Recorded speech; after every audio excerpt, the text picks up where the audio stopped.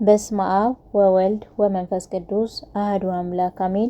የእግዚአብሔር ቤተሰቦች የማምላክ የቅድስት ድንግል ማርያም ወዳጆች እንዲሁም የዝማሬ ቲዩብ ቤተሰቦች እንደምስከሳ ደርሳችሁ አሜን። ያህያሉ የሉል እግዚአብሔር ስሙ የተመሰገነ ይሁን። እነሆ መንፈሳዊ ስነ ጽሑፍ ይዤ ቀርቤያለሁኝ። ስነ ጽሑፉን እስከ ፍጻሜ ተከታተሉኝ ዘንድ በትህትና ጠይቃለሁኝ። አብራችሁን ቆዩ።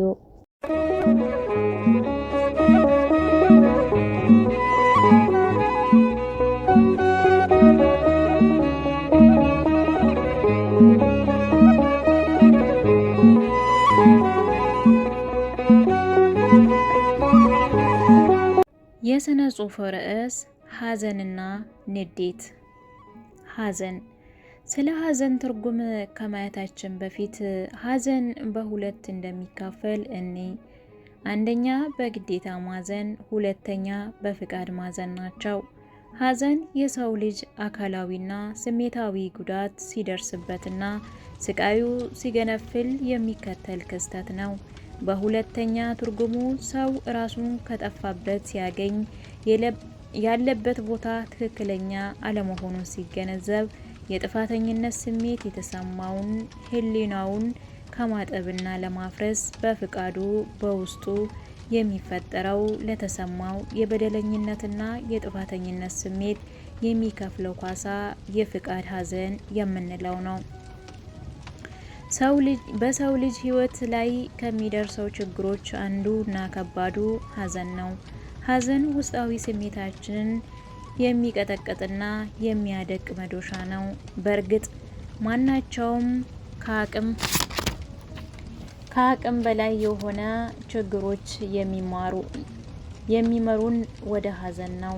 ይሁን እንጂ እያንዳንዳችን ላይ የሚደርስብን ሐዘን የስሜት ደረጃ ይለያይ ይሆናል። የግዴታ ሐዘን የምንለው ግን የጭንቀት መነሻ ወይም ማብቂያ ስር የምንለው ነው። በግዴታ ማዘን የሁከትና የጭንቀት መነሻ የምንለው አንዱ እንዲሁ አይነቱን ሐዘን ነው። በግዴታ እንድናዘን በምንገደድበትና አጋጣሚ የሚከሰተው ሐዘን ይህ እንዴትና መቼ እንደሚያጋጥመን አስቀድሞ መገመት አይቻልም። ስለዚህ የሚከሰተውን ሐዘን ተቀብሎ ለማስተናገድ በቂ የመንፈስ ዝግጅት ልናደርግ ስለምንችል ሐዘናችንን ከባድና የጭንቀት ማብቂያ ስር ሆኖ በሕይወታችን ሊከተል ይችላል። በክርስቶስ ሆኖ ብዙ የዚህን ዓለም ነገር ንቆ መኖር የዚህ አይነቶች መፍትሄ ሲሆን፣ በተጨማሪ የደረሰብን ሐዘን ስር እንዳይሰድ የሐዘናችንን መፍትሄ እንጂ የሐዘናችንን ምክንያት አለማውጠንጠን ተገቢ ነው። እንዲሁ ሐዘናችንን እንድንረሳ ዙሪያውን ከሚያራግቡ ነገሮች አጥብቆ መሸሽ ወይም እነዛን ነገሮች መራቅ ትልቅ እረፍት ይሰጣል። በአንድ ወቅት ስለ አንዲት ሴት እብደት በአካባቢዋ ሰዎች አጫወቱኝ። መነሻዋ የንግድ ቦታ በእሳት አደጋ መውደሙ ነው። ይህቺ ሴት የአንድ ልጅ እናት ስትሆን አነስተኛው የንግድ ቦታ ነበራት። በእሳት አደጋ ከወደመባት በኋላ በከፍተኛ ሐዘን ተመታች። በአካባቢዋ ያሉና ጥቂት ዘመዶቿ ራሷን ለማቋቋም ያደረጉላት እርዳታ ከወደመው 5 እጅ 2 እጅ እንኳን አይሆንም። ስለዚህ ለዓመት ያህል ይሄን ተክዛና መጽናናትንም እንባለች። ብስጭት፣ ጭንቀት፣ ለብቻ ማውራትና የዕለት ስራዋ አደረገች። ከተወሰነ ጊዜ በኋላ አንድ ልጇን አንጠልጥላ መንገድ ለመንገድ መዞርና ከማህበረሰቡ ተገሎ ለመኖር ተገደደች። ከዚህ ታሪክ የምንማረው ሐዘን በሕይወታችን ስር እንዲሰድና በኋላም ጭንቀትን እንደሚያስበቅል እድል ላለመስጠት ከፍተኛ ተጋድሎ ማድረግና መስዋዕትነት መክፈል እንደሚጠበቅብንና ሁሉን በክርስቶስ ከንቱ ማድረግ እንደሚገባት ነው። በእርግጥም በዚህ ዓለም ሁሉ ነገሩ ከንቱ ነው። አንድስ እንኳን ከኛ ጋራ ለዘላለም አይኖርም። ሐዘን ቢሆን እንኳን ከንቱ ከንቱ የከንቱ ከንቱ ሁሉ ከንቱ ነው ይላል። ከፀሐይ በታች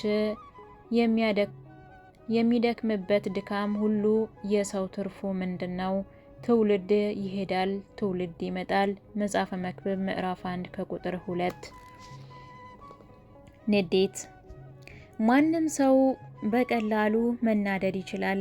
ሊያናድዱን የሚችሉ ነገሮች መታገስ ግን በቀላሉ የሚቻል ነገር አይደለም። በራሱ ሰማዕትነት ነው። ንዴት ውስጣዊ ኃይላችንን የሚያናውጥ ብዙ መሰረታዊ ነገሮች ሳይቀር የሚያፈራርስ ድምፅ አልባ መሳሪያ ነው። አንድ ሰው ሲናደድ የሚያደርገው ነገር በኋላ ምን ሊከተል ይችላል ብሎ አያስብም። ንዴቱ ከበረደ በኋላ ባደረጋቸው ነገሮች የሚገባበት ኪሳራና የሚዘፍቅበት ጭንቀት በቀላሉ የሚያስወግድ ይሆናል። ንዴት ውስጣዊ ስሜታችን ያቀውሳል፣ የትክክለኛውን አስተሳሰባችን ያፈርሳል። ለስጋዊ ምኞትና ፍላጎት ብቻ ዘብ የሚቆም ህጋዊ ያልሆነ ኃይል ነው። ንዴት ለሚያስከትለው የተሳሳተ ውጤት ዋስትና የማይሰጠው የተሳሳተ ስሜት ነው። ንዴት የትዕግስት ባላንጣ ነው። ለምሳሌ በአንድ ትዳር ውስጥ ያሉ ሰዎች ሁለቱ ቁጡና ተናዳጆች ከሆኑ የትዳር ህይወታቸው ሁልጊዜ የሽብር ህይወት ነው። ስለዚህ ይህን ትዳር ሁልጊዜ ለማዕበል በተገለጠ ባህር ላይ የሚጓዝ መርከብ ይመስላል። በየጊዜው መናወጥ፣ በውስጡም ያሉ በማዕበል በተገፋው መርከብ ላይ እንዳሉ ተሳፋሪዎች ሲናወጡ ይኖራሉ። ሌላው ደግሞ ንዴት ካየነው ጉዳቱ የበለጠ ጎጂ ጎኑ የጭንቀትን መነሻ ማብቂያ ስር መሆኑ ነው። በአንድ ወቅት ከሚስቱ የተጋጨና ስራ ቦታ አምሽታ በመመለሷ ተናዶ ጸብ የሚያነሳ ባል ሚስቱን ደበደባት። ጠቡም እየከረረ በመሄዱ ልብሶቿን ከሳጥን እያወጣ በሳት ያቃጥለበት ጀመረ።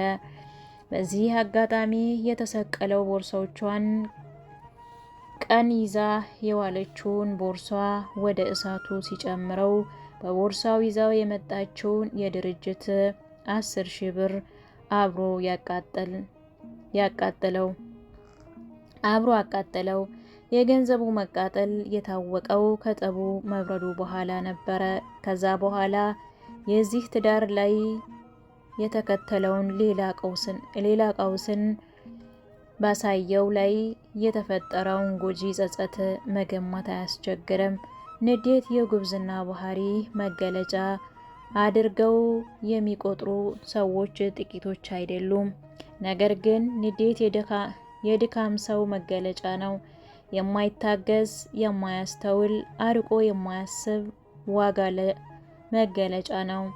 ታጋሽ ሰው ባለመሆን ራሱን እንደ ኃይለኛ የሚቆጥር ሰው ፍጹም የተሳሳተ ሰው ነው። ታጋሽ ሰው ለመጀመሪያው ራሱን የሚያሸንፍ ነው። በኋላ ተገላብጦሽ ሌሎቹ አሸንፎ ይገኛል። ይህ አሸናፊነቱ ደግሞ ጥፋተኞቹን የሚያስተምር ነው። ስለዚህ ሌሎቹ የሚታገስ እርሱ ጤነኛ ሰው ነው።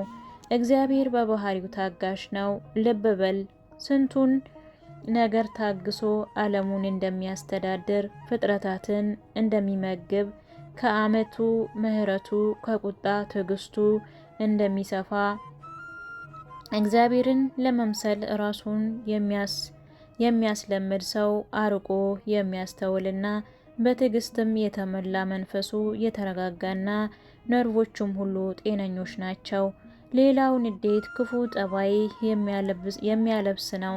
ሌሎቹን ለመጉዳት ወይም ለመበቀል የሚያነሳሳ፣ ብዙ ጊዜ የሰዎቹን መውደቅ የሚሹ የማጥፊያውንም ወጥመድ የሚያውጠነጥኑ ሰዎች የዚህ ውጤት ናቸው።